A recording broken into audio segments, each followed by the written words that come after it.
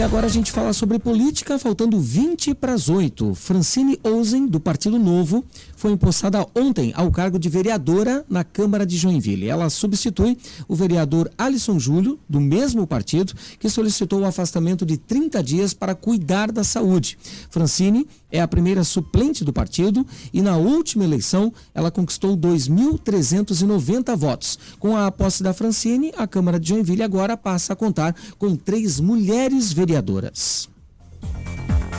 7h41 e agora o Piara Bosque está chegando conosco para falar sobre política, e uma das mais importantes comissões do Congresso deve ser comandada por uma parlamentar catarinense.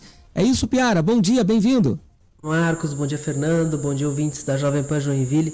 Pois então, esse acordo foi celebrado no ano passado ainda, que envolvia as disputas de cargos e relatorias naquele momento entre o PT, entre o PL e entre os partidos do Centrão comandados pelo presidente Arthur Lira, e nesse desenho o PL ficaria com o segundo ano da presidência da Comissão de Constituição e Justiça, que é muito importante. Ela controla, dá celeridade ou segura projetos, pauta. Ela é muito importante, ela é uma controladora dos assuntos dentro do parlamento, nada passa sem passar por ali. Então é um cargo muito estratégico. No primeiro ano do governo Lula ficou com o Rui Falcão, um aliado muito forte do PT, um petista de histórico.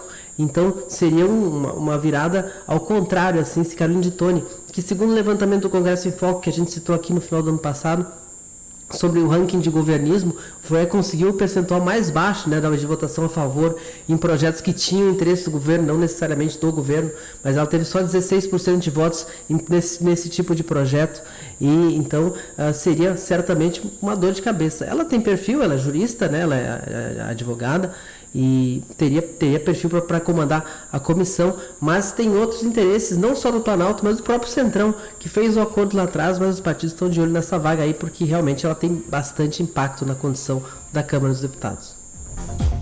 O Piara, e a Assembleia Legislativa retorna hoje às suas atividades. Tem ainda demandas do ano passado, 2023, que não foram finalizadas? A retomada do ano legislativo é sempre muito importante, né? Finalmente, para mim, vai ter muito mais fofoca para contar, mas a gente vai ter o discurso do governador Jorginho Mello, um discurso protocolar importante, em que ele deve falar do que aconteceu no ano que passou e projetar esse ano, e a gente vai ter um reencontro dos parlamentares, né? A gente está num momento em que a Casa Civil do governo não tem um titular, mas nos bastidores, Felipe Melo, que acabou não assumindo, continua dando as cartas, tem o adjunto Marcelo Mendes está lá dando suporte, mas não parece haver pressa no governo para ter um nome titular, secretário da Casa Civil, e a gente tem uma nova liderança de governo, que é o deputado estadual do PL, Carlos Humberto, lá de Balneário Camboriú. Então isso tudo mexe no jogo, e agora começa aquele ano muito diferente, que é o ano que tem as eleições municipais, né? Então a cabeça dos deputados está na base, está na região, muito mais do que no centro administrativo, embora seja indissociável. Vamos acompanhar, porque vai ser bastante interessante. E bota interessante nisso, viu, Piara? Continua acompanhando aí para trazer os detalhes para a gente. O Piara, um exemplo bem interessante, parte do Observatório Social de Rio do Sul.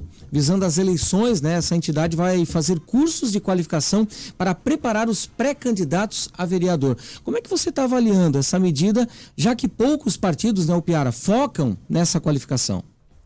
A gente percebe que os observatórios sociais dos municípios são ferramentas muito interessantes de acompanhamento do poder pela sociedade civil, têm tido bons serviços em muitos lugares e podem ter muito bem esse papel de, como conhecedores do que está acontecendo no município, podem ter um bom papel nesse trabalho de qualificação dos vereadores, dos candidatos a vereador.